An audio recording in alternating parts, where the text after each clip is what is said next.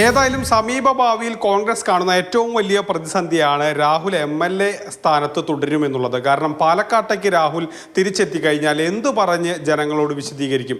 പാർട്ടിയിൽ നടപടിയെടുത്തു, എന്നിട്ടും MLA ആയി തുടരുന്നു.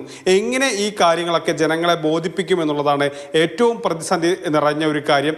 പാലക്കാട് രാഹുൽ മാങ്കൂട്ടത്തിലെത്തി ഏത് പരിപാടിയിലാണോ പങ്കെടുക്കുന്നത് ആ പരിപാടിയിലൊക്കെ BJP-യുടെയും SFIയുടെയും അല്ലെങ്കിൽ DYFIയുടെയും ഒക്കെ തന്നെ പ്രതിഷേധം ഉണ്ടാകുമെന്നുള്ളത് വ്യക്തമാണ്. ഇന്ന് SFI വളരെ പ്രതീകാത്മകമായി രാഹുൽ ഇത്തരത്തിൽ സ്ത്രീകളെ അപമാനിക്കാൻ വന്നാൽ എങ്ങനെ നേരിടണം എന്ന് കാണിച്ചുകൊണ്ടുള്ള സെൽഫ് ഡിഫൻസ് ക്ലാസ് നടത്തിക്കൊണ്ടുള്ള പ്രതിഷേധം നടത്തി. അത്തരത്തിൽ വലിയ രീതിയിൽ വ്യത്യസ്തമായ പ്രതിഷേധങ്ങൾ SFIയുടെ ഭാഗത്തുനിന്നും DYFIയുടെ ഭാഗത്തുനിന്നും ഉണ്ടാകുന്നുണ്ട്. രാഹുലിൻ്റെ ഓഫീസിന് പൂട്ടിടാനായിട്ട് യുവമോർച്ച പ്രവർത്തകർ ശ്രമിക്കുകയും ബാരിക്കേഡ് വെച്ച് പോലീസ് അത് തടയുകയും ചെയ്യുന്ന കാഴ്ചകളും ഇന്നുണ്ടായി. വലിയ രീതിയിൽ തന്നെ ജനങ്ങൾക്കിടയിലും ഈ വിഷയത്തിൽ അമർഷമുണ്ട്. പാലക്കാടേക്ക് വരേണ്ടതാണ് നമ്മുടെ അഭിപ്രായം.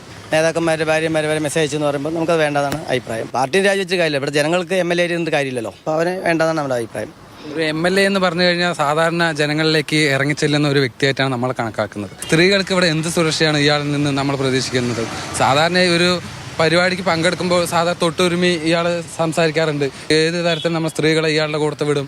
ഇയാൾ സത്യസന്ധമായിട്ട് ഉള്ള ആളാണെങ്കിൽ ഇയാളുടെ മറുപടിക്കാണ് ജനങ്ങൾ അടുത്തിരിക്കുന്നത്. ഇയാൾ വീട്ടിൻ്റെ ഉള്ളിൽ അടച്ചു പൂട്ടിയതുകൊണ്ട് പാലക്കാട് ജനത ഇയാളിനെ ഇനിയിപ്പോൾ കാലുകുത്താൻ സമ്മതിക്കും തോന്നുന്നില്ല.